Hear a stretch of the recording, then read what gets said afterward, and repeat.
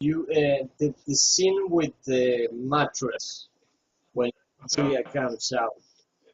That was like I saw the behind the scenes how you did it, and it was amazing for me. It was amazing. Yeah. Well, it's one of those things. Is the thing is that if I said it's the way any filmmaker works is you break down a shot into sequences.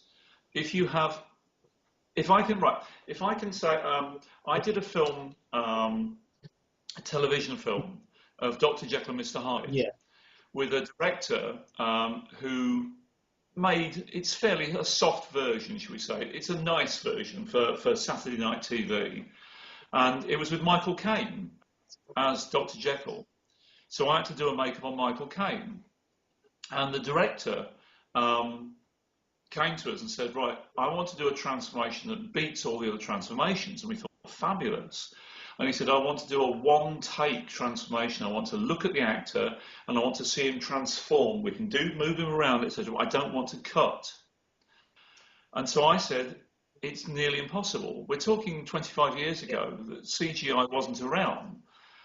And I kept pushing him towards American Werewolf in London, still one of the best transformation sequences, which done with cuts and on a low budget works because it uses the style of film where you can simply keep cutting to different angles. For one, I like computer graphics creatures. I am bored to tears with the constant shots where because it's a computer animation, they can go round and round and round. These long, dizzying shots that you lose the sense of grammar, film grammar. So the thing is, editing is not lost, but it's getting there. It's a CGI. It means you can do these long, twirly. You just get dizzy, and I hate it. And so he wanted something like this. So I came up with a series of ideas that would enable us to cut, hopefully without it being seen. And it didn't work. It was a nightmare. He had £50,000, and I said, it's not enough. He then went back. He wouldn't speak to me after that. And Bob said, look, we'll do it this way. And they ended up doing it exactly the way I said, with lots of cuts.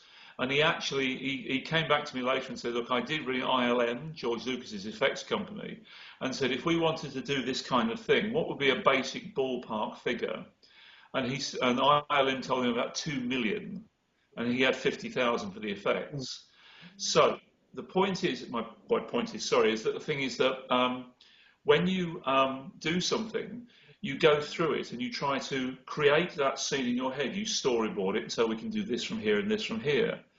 So the thing is that when we had Oliver slashing himself, and that was horrendous because the thing is that Oliver is very skinny. He played Skin Frank in the first film. And we had a knife that was blunted, very, very blunted, and had a blood tube in at the back, so he could go like, and scrap, and blood would come out. And then we had blood tubes in the prosthetics, so when he cut those, they would spurt. Oliver was such a method actor that he was so bony. When we took the makeup off, he was covered in cuts, not big cuts, but paper cut type cuts, because he just went for it. So we thought, there's our first section. And then we have to have the mattress, and he lays him down on the mattress and lays down. We then have her hands coming up through. And then underneath the mattress, the stage was raised 3 foot above the floor. So there's what's called a scissor lift that goes like that. Exactly. And so Julia is lying on that, and it pushes her arms through first, and then her head through. Mm-hmm. And we did that in reverse. So she's lying there with her hands round him, and all this blood and stuff. So she then goes down, and as she's going down, we pump blood. So it's going, and she had to just shut her eyes, and she went down, held her breath, and under, and then came straight back out again. So in the reveal, you see her come up, and then all this blood parts, and she goes, and smiles, and comes up out the mattress. Now, these days, of course, it would be computer graphics. Yeah. And whilst you get some lovely stuff from computer graphics, I love some computer graphics stuff. I mean, you look at some of the effects that are around these days, it is awesome stuff. But it's a little way, it's stopped people being creative. You know that thing when you've got to do something on a low budget, sometimes it just brings that little spark out of you. I still teach that when I teach makeup at the university where I teach people and say, look, try doing it as though it's a low budget film. Don't use foam latex, just use latex. Don't use silicone, use foam latex. And set yourself a challenge, because those challenges still exist. There's a lot of low budget filmmaking still going on. So it's good to know how to do that kind of thing. So when you do that sequence, you have an idea, you can throw in a few other ideas, and then you just take it from there. We then replaced that mattress, rebuilt the floor in there, put another mattress in, covered it in blood. We laid her down in her full skin Julia outfit and laid Oliver on top, and then wrapped her around and went, action, and she rolled off and then kicked him off, and then that was it. And when you cut it together, that's the joy of good editing. When you cut it together, that's when it works, and that's so nice. Yeah, it's amazing. And to not take you more of your time, Geoff, tell me, you are a professor into London University? Yeah, sure. Well, a professor in Spanish, a lecturer in English. I'll go with professor. I started there 15 years ago, and I teach prosthetic makeup and special effects and sculpting, that kind of stuff. It's just nice, you know. It's just I enjoy it. I left Bob in 1990. For a few years, I worked at Amblin, which was Steven Spielberg's animation wing of DreamWorks.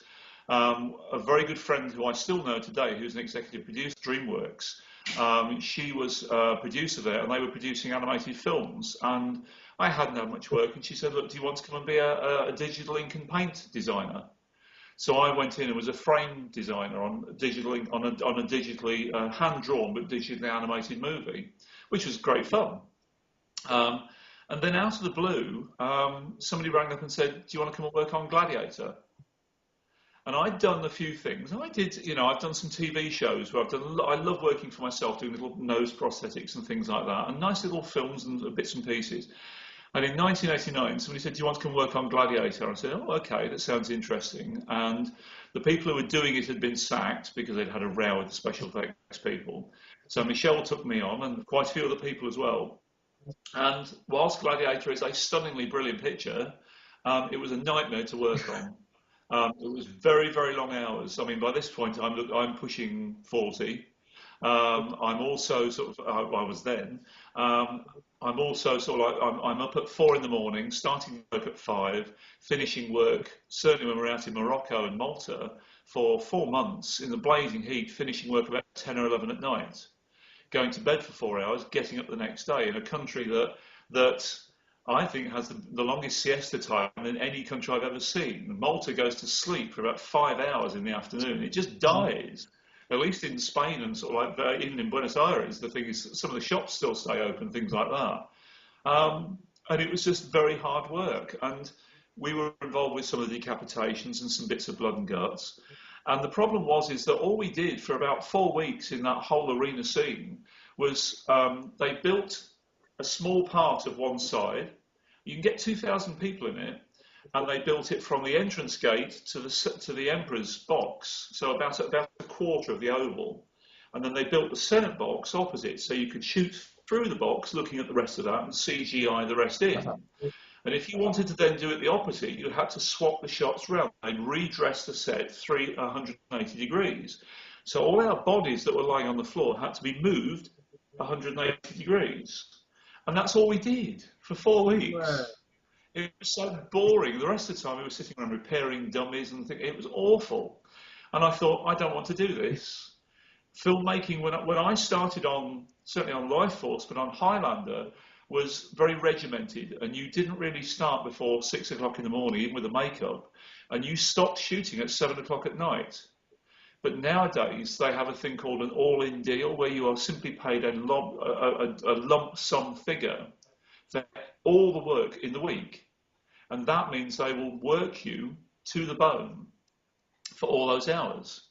And then you may think at the time you're getting paid a great deal of money, when actually when you divide it by the number of hours you're working, it's not a lot.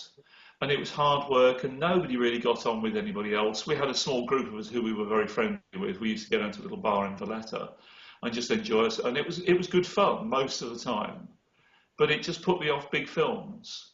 So I did Children of Dune after that. I did a couple of small pictures, some TV shows where I got to do some lovely blood and guts makeups and some dead bodies and things like that. And we have an impressionist, a man who mimics famous people, called Alistair McGowan, and I did his prosthetic noses for 3 or 4 years. And then since then, I've just mainly concentrated on the teaching, and just doing odd little jobs, which has just been really nice. And I more enjoy that. It's a shame that I'm not in London right now for you to teach me, but it's awesome, really. All that you've done and accomplished, and you're really a master craftsman, really. Thank you. I sometimes, it's the interesting thing is any artist never thinks they're that good. I don't think I'm that good. I was lucky enough to get the job of a lifetime. I mean, it could have gone to somebody else, and Pinhead would have been just, another makeup to me. The nice thing is the way I look back on it is that when we did image animation, we had a crew, and in that crew was David Elsey. David Elsey has now won an Oscar with Rick Baker for doing Wolfman, and he headed the last Star Wars film, all the creatures in that. We had Mark Coulier. Mark Coulier won the Oscar for the makeup for Meryl Streep as Margaret Thatcher. We had Paul Catling, who's now a very talented production designer. Trying to think who else we had. I mean, Little John now works at Madame Tussauds, the Waxworks. But quite a few of the people who we started off their careers have since gone on to have very, very big careers indeed. So we actually spawned a whole generation of makeup artists that's actually now sort of like quite dominant in the world. So if that's a good part of it. Yeah, it's amazing, really. It was a good time in my life, and I will never badmouth that time. I had the time of my life. I was a young man of 22, 23, and I got taken on board to something that was just utterly magical, something that I'd always wanted to do, that I'd been into watching films since I was 10 or 11 years old, and I got the chance to do it. And instead of having a dull, mundane job or whatever, I got the chance to meet lots of famous people, do some interesting things, and get relatively well paid for it as well, which is always nice. And on that note, I do have to start thinking about making a move. We can always talk again another time if you want to ask some more questions. Sure, absolutely.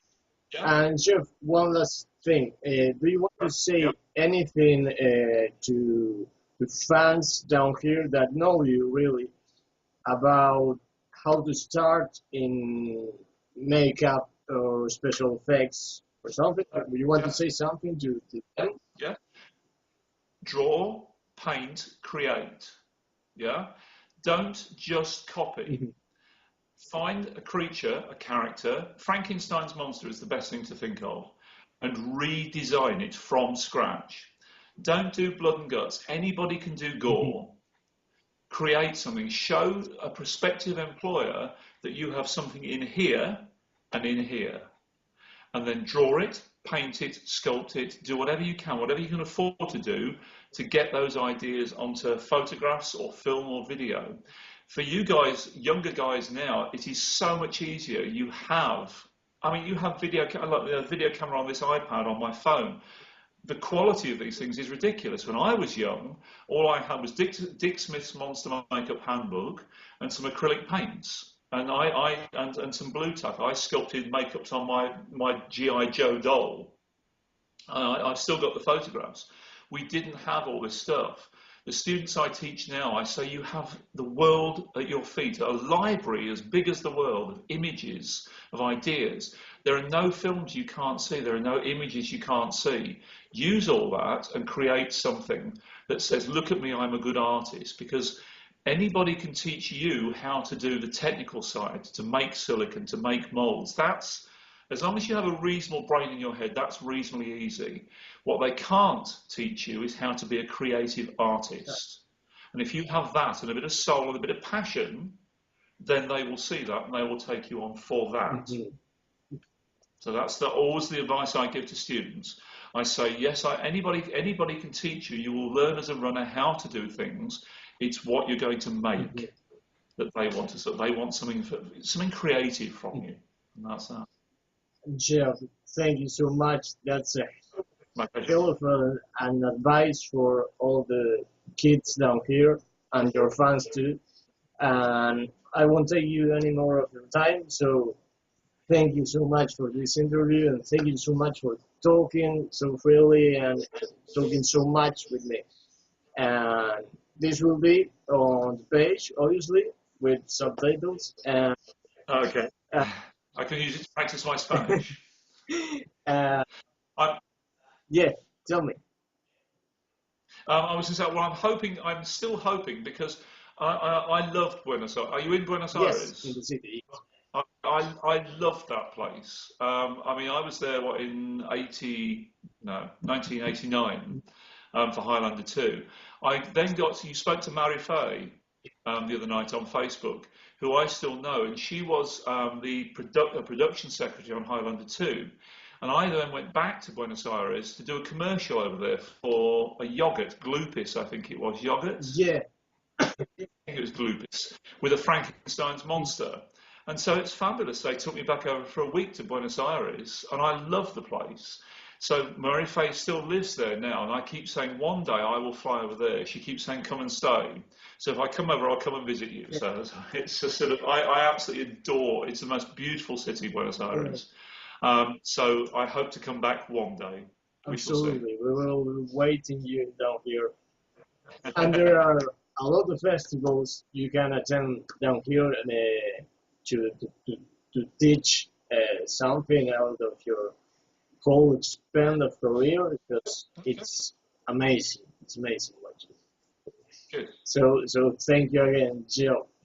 My pleasure. My pleasure. My pleasure. I will. I will speak to you soon. Sure. Good. You take care. Good.